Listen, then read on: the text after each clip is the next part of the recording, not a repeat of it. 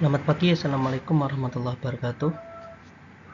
Kepada seluruh taruna teknik semester 3 yang saya cintai dan saya banggakan, semoga dalam keadaan sehat di rumah masing-masing dan tetap jaga protokol kesehatan, jangan keluar-keluar dulu kalau tidak ada kepentingan yang sangat mendesak. Oke, pada pertemuan pertama ini, pada PJJ minggu kedua, saya akan memberikan materi tentang freshwater generator pada mapel permesinan bantu. Tolong diperhatikan ya, karena nanti di akhir pembelajaran ada ulasan yang harus dikerjakan secara mandiri oleh masing-masing taruna. Oke, sebelum menginjak materi yang lebih detail, saya akan memberikan informasi umum tentang freshwater atau air bersih di atas kapal. Ada beberapa orang yang berkata bahwa air freshwater ini adalah air tawar, ya, air tawar atau air bersih. Air bersih ini di atas kapal dibagi menjadi dua. Ya, yang pertama itu proses untuk mendapatkan air tersebut, dan kemudian yang kedua adalah penggunaannya. Jadi kalau kita mengutip masalah proses bagaimana air di atas kapal itu,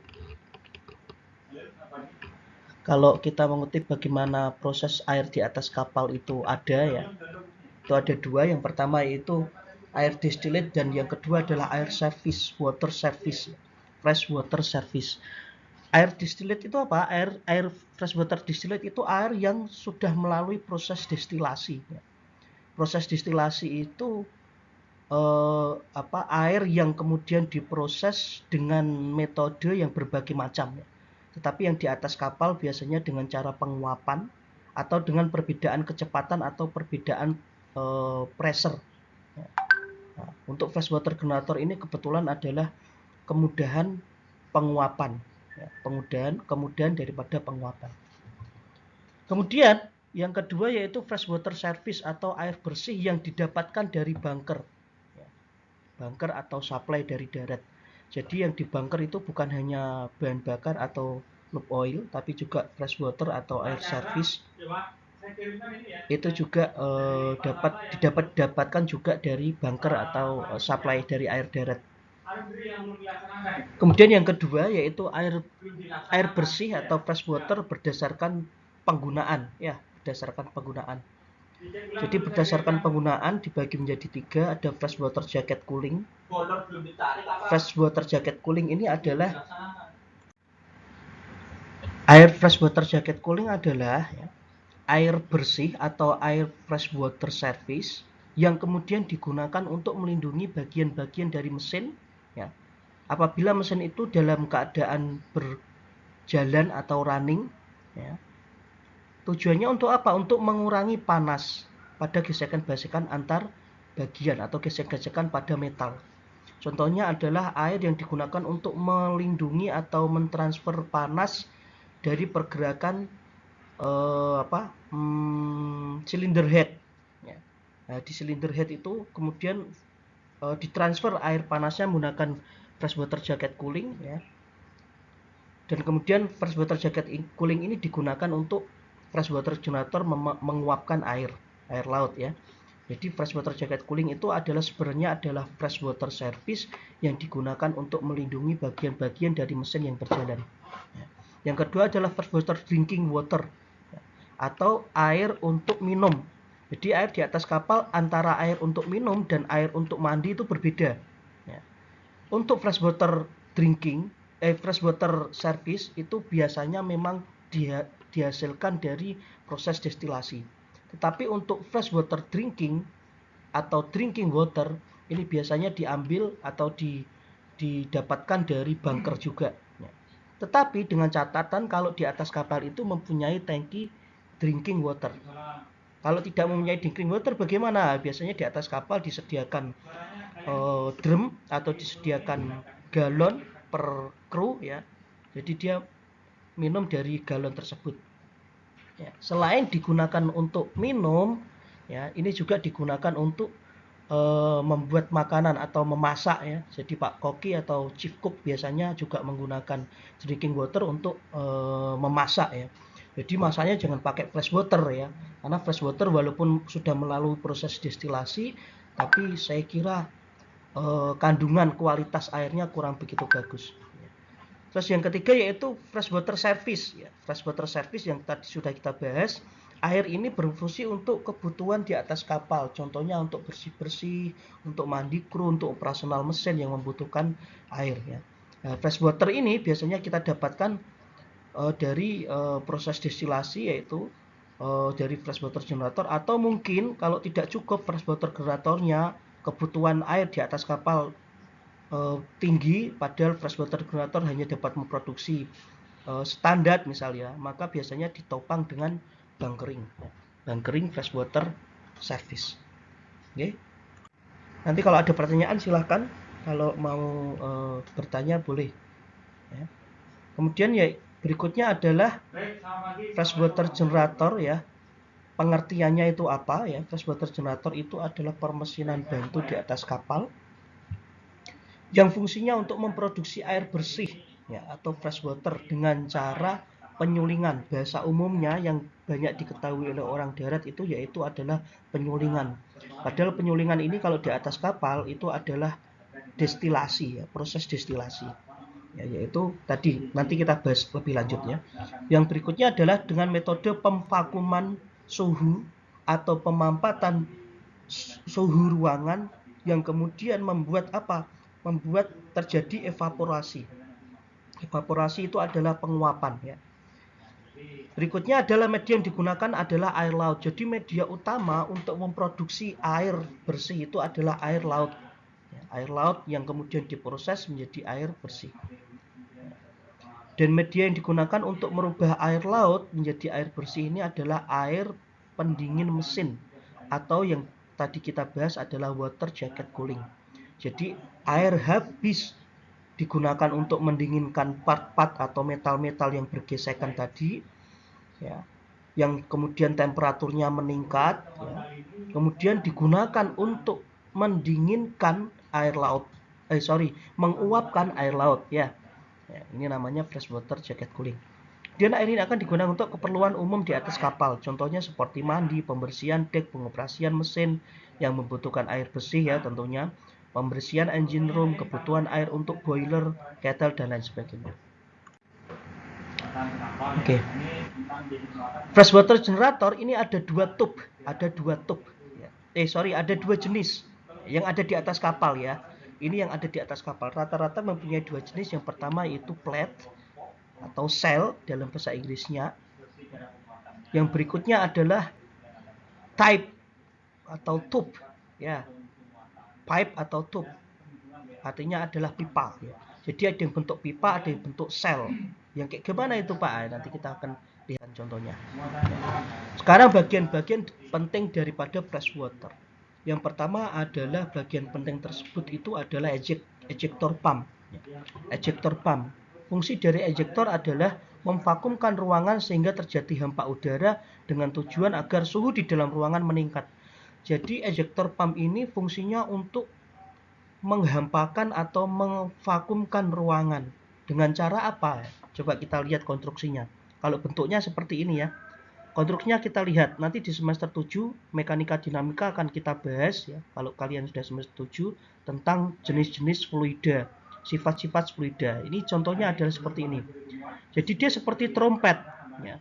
Ini air dari pompa ejektor masuk ya, masuk. Kemudian ada konstruksi di bagian tengah ini yang disempitkan, ya. Karena disempitkan ini kemudian akhirnya pressure atau tekanannya meningkat, terus kemudian terjadi diffuser. Diffuser itu adalah peningkatan pressure ya, peningkatan tekanan, sehingga karena meningkat tekanannya ya, tembakannya semakin besar. Kemudian nah ini ya, low press French gas, udara-udara yang ada di ruangan ya, yang ada di ruangan di sini ini kemudian ikut serta keluar ya, secara otomatis udara yang ada di ruangan ini terserap ya, masuk dan keluar bercampur dengan air dengan tekanan yang tinggi tadi. Kira-kira seperti itu ya. Oke. Nanti bentuknya seperti apa, Pak? Nanti kalau kita sudah selesai PJJ, kita akan lihat di bengkel kita ya. Di bengkel kita sudah ada. Oke, saya lanjutkan. Berikutnya adalah bagian-bagian penting dari freshwater generator yang kedua, yaitu adalah evaporage.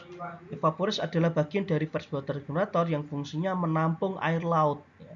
Menampung air laut. Jadi air laut yang diambil dari sea chest ya, yang diambil dari sea chest ya, kemudian dimasukkan ke dalam evaporage. Fungsi utamanya evaporage adalah menampung air laut ya. Jadi ini tadi kita bahas ya, bentuknya sel atau plat. Ini bentuknya seperti ini. Yang berikutnya adalah tube atau pipa. Nah, ini bentuknya tube atau pipa ya. Oke. Yang fungsi kedua ya, yaitu selain menjadi fungsi penampungan air, juga untuk tempat terjadinya proses evaporage atau proses perubahan air laut menjadi air tawar dengan cara penguapan. Jadi proses penguapan ini berada di ruangan evaporator ya. Di dalam sini juga terjadi kevakuman atau hampa udara sehingga suhu udara di dalam ruangan tersebut meningkat sehingga proses penguapan terjadi.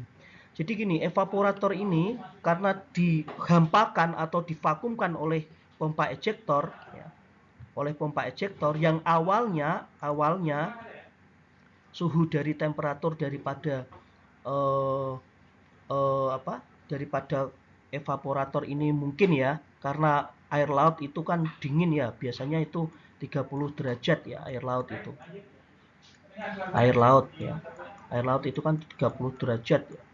Berarti dingin ya, dingin. Oke. Setelah masuk di evaporator meningkat. Meningkatnya karena apa? Karena terjadi ejektor tadi ya. Terjadi proses ejektor daripada pompa ejektor tadi. Sehingga akhirnya dari 30 meningkat menjadi 70 derajat. Ya. Jadi 70 derajat nih kevakumannya ya, antara 60 sampai 70 derajat. Berarti suhunya meningkat ya. Suhunya meningkat. Kemudian tadi jaket cooling ya, freshwater jacket cooling. Berarti kan panas itu karena dia dari proses pendinginan daripada mesin ya. Nah, temperaturnya berapa? Temperaturnya antara 70 sampai 80. Artinya karena air itu dapat menguap pada temperatur ya 100 derajat Celcius, berarti kalau temperaturnya ini sudah 70 berarti kurang hanya 30 derajat untuk ya 30 derajat untuk menguapkan air laut ya. Nah, hanya butuh 30 derajat untuk menguapkan air laut ya. Ini fungsi daripada kevakuman tersebut. Tetapi tidak semua air laut ini dapat tervakum. Karena tidak semua air laut ini dapat tervakum, maka kemudian air yang tidak dapat tervakum ini disebut dengan gas brains atau air laut yang tidak dapat menguap atau tidak berhasil menguap. Nanti akan ada slide-nya itu. Ya. Lari kemana gas brain ini nanti akan ada, saya jelaskan di slide berikutnya. Oke, bagian-bagian penting berikutnya adalah deflektor. Deflektor ini adalah alat yang berada di atas evaporator yang fungsi utamanya adalah untuk menahan percikan-percikan hasil evaporasi karena mendidihnya air laut sehingga tidak dapat menguap bersama dan agar tidak dapat menguap bersama dan tidak masuk ke dalam ruang kondensasi pendingin. Jadi kalau saya gambarkan gini, ini evaporator ya. Ini ejektor. Air keluar ya, dipompa oleh ejektor keluar. Ini juga keluar, ikut keluar. Nah, di atas ini karena terjadi ya, ini in, ini out ya, jacket cooling. Karena terjadi penguapan, maka pasti air itu kan mendidih. Air laut ini mendidih di sini. Mendidih, terus di sini ada deflektor. Tugasnya untuk apa? Untuk menahan agar didihan atau percikan air tadi tidak masuk ke dalam ya, ini kondensor ya, ke dalam ruang kondensor ya. Jadi tugasnya deflektor untuk menahan percikan air hasil dari evaporasi atau penguapan. Oke, kalau saya contohkan seperti ini ya. Jadi ini adalah air laut ya, ini evaporator. ya, setelah menguap ya, masuk ke dalam kondensor kan gitu ya ceritanya ya. Nah, selain ada deflektor, biasanya deflektor ini ya, deflektor ini biasanya yang tadi itu biasanya ada di jenis-jenis tub ya, di jenis-jenis tub atau pipa. Tapi untuk konstruksi FBG dalam bentuk sel seperti ini ya, ini sel ya, itu biasanya tidak deflektor tetapi demister. Nah, ini ya bedanya ya, demister. Demister ini apa sih fungsinya? Hampir kurang lebih sama dengan reflektor, cuman ya, ini saya bacakan, adalah alat yang dipasang antara evaporator dan kondenser yang fungsinya menahan meningkatnya pembuangan tetesan cairan dalam bentuk uap. Ya. Nah, tetapi ini bentuknya adalah ya, biasanya seperti ada kain kasanya, ya, kasa yang tebal ya, yang tebal. Ada juga gabus-gabusnya juga serabut-serabut gabus atau coalescer ya, sering dibilang dengan coalescer. Tapi kalau deflektor tadi itu lebih seperti fiber ya, konstruknya lebih seperti fiber. Oke, saya lanjut ya. Bagian berikutnya adalah kondensor ya. Kondensor ada dua jenis nih, pipe ya dan cell. Jadi sama, evaporator juga dalam bentuk pipe dan cell. Kondensor juga ada yang dalam bentuk pipe dan cell ya. Kondensor adalah air berfungsi untuk mengkondensasikan atau merubah uap dari kondensasi dari evaporasi tadi menjadi air destilat atau air penyulingan. Dengan cara apa?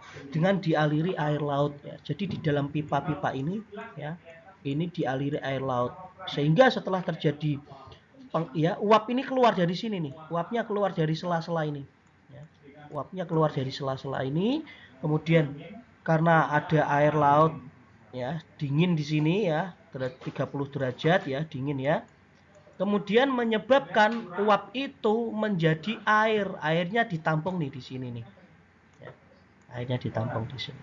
Nah, gitu ya kira-kira ya. Berikutnya adalah salinity meter atau salinometer. Ya. Jadi di atas kapal, Pak, namanya kok salinometer? Sem-sem ya, sama. Salinity dan salinometer itu sama ya. Alat yang berfungsi untuk mendeteksi kandungan garam pada air destilasi atau air hasil penyulingan. Ya. Rata-rata produk air yang diperbolehkan adalah kandungan garam yang maksimal 20 ppm. Jadi salinity meter ini fungsinya untuk ya, ini saya lanjutkan dulu. Sensor ini terhubung dengan langsung oleh 3-way valve atau katup 3 arah yang disetting secara otomatis apabila kandungan air lebih dari 2 ppm, maka air kembali tersirkulasi menuju ke evaporator. Namun apabila air destilasi menunjukkan angka 2 ppm atau kurang, maka valve akan membuka pada jalur destilasi. Jadi saya sampaikan seperti ini ya. Ini salinometer nih. Tugasnya adalah, jadi kalau saya gambarkan gini nih ya. Di sini ada alat salinometer ya. Ini dari flash WG nih, flash water generator yang air destilasi yang sudah diproses. Masuk nih, terdeteksi dulu oleh salinometer. Kalau dia kurang dari 2 ppm ya, maka secara otomatis 3-way ini terbuka menuju ke distillage tank atau tangki penggunaan air.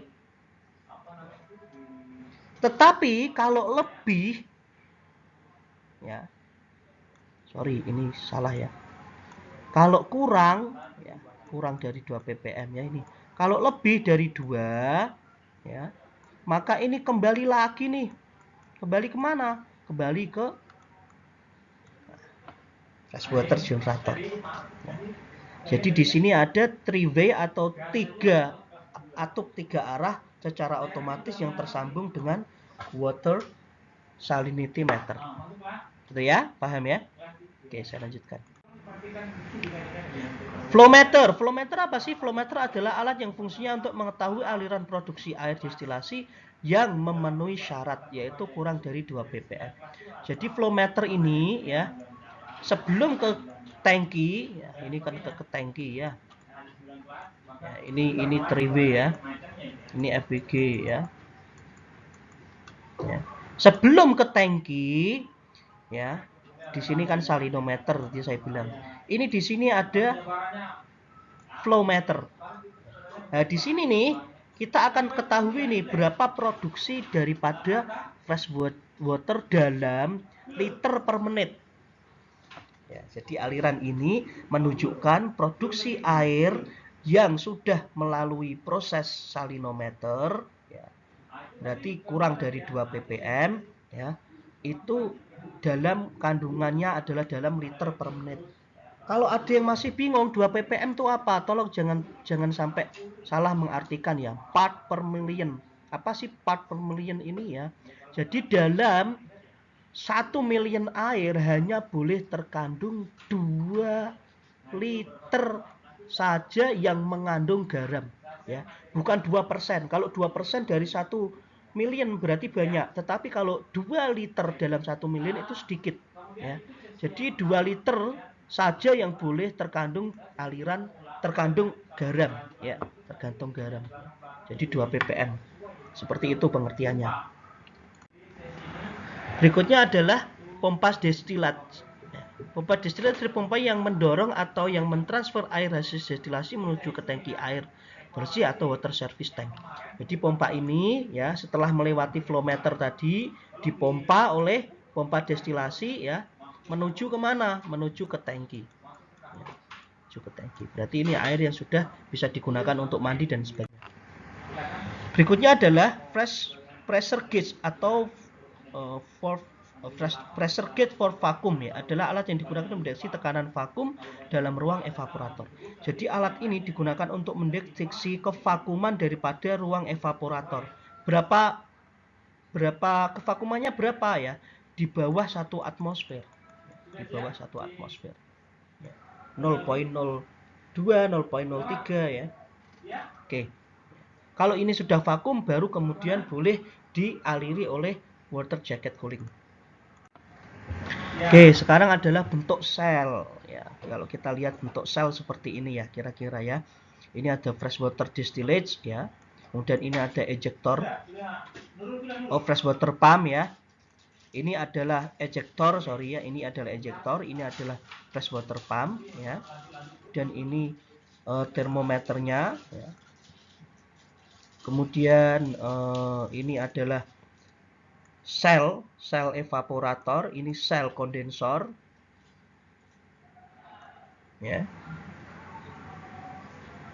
Kemudian ini adalah pressure plate ya, ini sebelum diberikan ini ya dikasih ini dulu. Oke, gitu ya. Oke, ini tadi kita sudah ada di slide ya. Jadi ini evaporator, ini kondensor ya.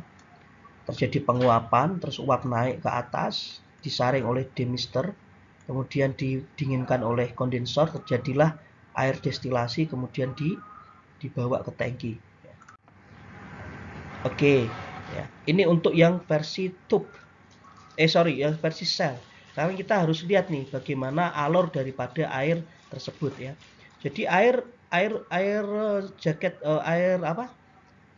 laut masuk nih. Air masuk ya, air laut masuk. Air laut masuk, kemudian di sini ditampung di evaporage ya. Tampung di evaporage. Kemudian terjadi kevakuman ya, terjadi kevakuman di ruang sini sehingga udaranya meningkat atau suhunya meningkat. Kemudian setelah suhunya meningkat, kemudian dialiri oleh jaket cooling nih, ya. Masuk nih jaket coolingnya. Ya. Dengan temperaturnya otomatis karena setelah masuk ke dalam tangki dalam mesin diesel ini berarti temperaturnya 70 sampai 80 ya. Masuk ke sini terus keluar, ya. Keluar berarti otomatis dingin karena di sini nanti digunakan untuk penguapan ya. Jadi 70 jadi 60. Ya. Kemudian setelah di sini digunakan untuk memanaskan air laut tersebut kemudian menjadi uap terus kemudian ditampung ya, terus kemudian terjadilah air destilasi. Hasil destilasi kemudian ditaruh di dalam tangki destilasi. Dan ini nanti digunakan untuk fresh water service kegunaan di atas kapal. Oke, sekarang kita lihat ya. Tadi sudah saya gambarkan, sekarang kita lihat gambarnya. Jadi air kita masukkan dulu ya. temperaturnya malah 20 ini ya. Tergantung daerah pelayarannya ya. Kalau winter ya bisa sampai 17, bisa sampai 15 ya. Ini yang digambarkan di sini temperatur air lautnya 20 nih masuk ke sini ya. Evaporate divakumkan ya. Evaporate divakumkan ya. Divakumkan oleh ejector ya. Injektor ya. Brainnya mana brainnya? Nah ini nih ya. Nah, ini air bercampur udara. Nah, ini air bercampur udara, berarti ruangan di dalam sini vakum nih. Ya. Nah, ini air bercampur udara ya, karena proses ejector ini. Ya, ini ke laut overboard. Ya. Oke, setelah air laut masuk, ya, ditampung di evaporate, kemudian terjadi kevakuman ya, vakumnya berapa ini 0,06 MPa di bawah 1 atmosfer. Kemudian jaket cooling masuk nih. Ini dari main engine boleh ya, atau dari generator juga boleh. Ya, tergantung alirannya yang ada di atas kapal. Masuk ke sini, keluar ya. Jadi dari 40 berkurang jadi 30 karena di sini prosesnya untuk mendinginkan ya, untuk menguapkan ya, berkurang nih ya, berkurang. Oke, kemudian uapnya kan masuk ya, ke sini nih, ditahan oleh demister ya, ini. Uapnya masuk di sini. Terjadilah hasil destilasi ya. Destilasi mana nih? Nah, di sini nih ya, kita lihat nih. Ini ya, ini adalah uap nih ya. Uap ya. Ini uap. Ya. Nah, air ini masuk nih ya, airnya masuk. Ya, setelah didinginkan kan jadi air, ya. Ya, ini airnya, ini air distillate ini. Air yang kemudian digunakan untuk kegiatan keperluan di atas kapal. Ini masuk ke dalam tangki. Itu fresh water tank. Ini air distillate ya. Oke, itu kira-kira ya. Ini yang tipe pipe. Yang tipe pipe sama juga ya. Air fresh water, air laut masuk. Ya, air laut masuk nih. Pertama prosesnya adalah proses pemvakuman. Air laut masuk. Air masuk ya. Oke, masuk. Ya. Harapannya semuanya biar kelihatan ya, jalan-jalan ngomong. Oke ya, saya lanjutkan. Jadi air laut ini dipompa oleh ejector ya, kemudian masuk ya ke pipa kondensor, kemudian masuk nih ya ke evaporator ya, di sini isi air laut nih. Ya. Otomatis terjadi kevakuman di sini ya. Terjadi kevakuman. Di mana vakumnya terjadi ya? Dari sini nih. Nah, ini kevakumannya terjadi nih di sini nih. Jadi evaporator dan kondensor dalam keadaan vakum sekarang. Otomatis meningkat suhunya ya. Setelah meningkat kemudian jaket cooling masuk jaket cooling nih. Keluar ya, masuk dan keluar. Terjadi penguapan, kemudian ditahan oleh deflektor ya, terus dia masuk ke sini ya. Kemudian terjadi kondensasi di sini ya. Terus airnya jatuh ke bawah. Ya. Setelah jatuh ke bawah ya, dipompa oleh pompa distillate pump. Oke, kira-kira seperti itu. Ya. Ada gambaran ya. Oke, final. Thank you ya. Selamat menikmati video yang saya berikan. Kemudian nanti dipelajari. Kalau ada pertanyaan boleh japri atau boleh juga kasih masukan di sistem e-learning. Oke, selamat belajar. Semoga bermanfaat. Tetap semangat ya. Di rumah masing-masing juga jaga kesehatan. Salam untuk orang tua di rumah. Assalamualaikum warahmatullahi wabarakatuh.